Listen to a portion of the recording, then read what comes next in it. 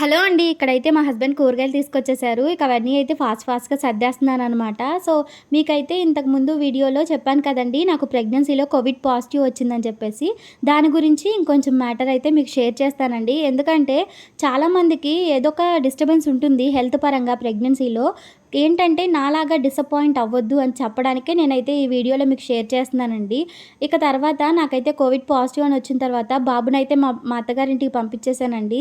తర్వాతొచ్చేసి మా హస్బెండ్ అయితే మనం గూడా వెళ్దాం కదా! ఇక్కడ ఎక్కువ కేసులున్నాయని, మా అత్తయ్య గూడా ఒకటే గొడవండి. ఇక్కడికొచ్చేయండి అక్కడెందుకని చెప్పేసి. నేను రానంటే రానన్నాను. కానీ వాళ్ళు రావాల్సిందే అని అరిచారనమాట. ఇక వెళ్ళాను. వెళ్ళిన తర్వాత ఏంటంటే అప్పటికే నాకు తేడా అర్థమైపోయింది. ఇక అయినా వాళ్ళ దగ్గరున్న మాస్క్ పెట్టుకొనే ఉండేదాన్ని. మా అత్తయ్య అయితే నీ భయం కాకపోతే అని చెప్పేసి అరిచేవాళ్ళు. ఇక సాయంత్రానికి నా వల్ల కాలేదండి. ఇక ఎలాగైనా సరే మనం మన ఇంటికెళ్ళిపోదాం. ఫస్ట్ అయితే టెస్ట్ చేసుకుంటాను. తర్వాత సంగతి తర్వాత అన్నాను. మా హస్బెండ్ ఒప్పుకోకపోయినా కూడా నేను ఇంకా అక్కడ ఓనర్స్ ఉంటారు కదా! వాళ్ళ నెంబర్‌ది కోవిడ్ టెస్ట్ చేసే వాళ్ళ నెంబర్ తీసుకొని ఇక కాల్ చేసి అయితే ఇంటికి రమ్మన్నానండి. సో, ఇంటికొచ్చారనమాట. నాకు టెస్ట్ చేస్తే పాజిటివ్ వచ్చింది. అదేవిధంగా మా హస్బెండ్ కూడా నాతో కూడా ఉన్నారు కదా! అని చెప్పేసి ఆయనకి టెస్ట్ చేయిస్తే ఆయనకైతే నెగెటివ్ వచ్చిందండి.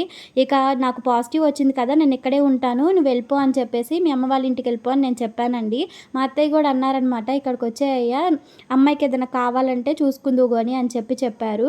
కాకపోతే మా హస్బెండ్ ఆ టైంలో ప్రెగ్నెన్సీ టైంలో నన్నొక్కదాన్ని విడిచిపెట్టి ఎళ్ళడం ఆయనకి ఏమాత్రం ఇష్టం లేదనమాట. వెళ్ళినా గూడా వెంటనే తిరిగొచ్చేసారు. చాలా అంటే చాలా ఏడుపొచ్చేసిందండి. ఇలాంటి సిచ్యువేషన్ నాకెందుకొచ్చింది? నేనైతే బతుకుతానని అస్సలు అనుకోలేదు.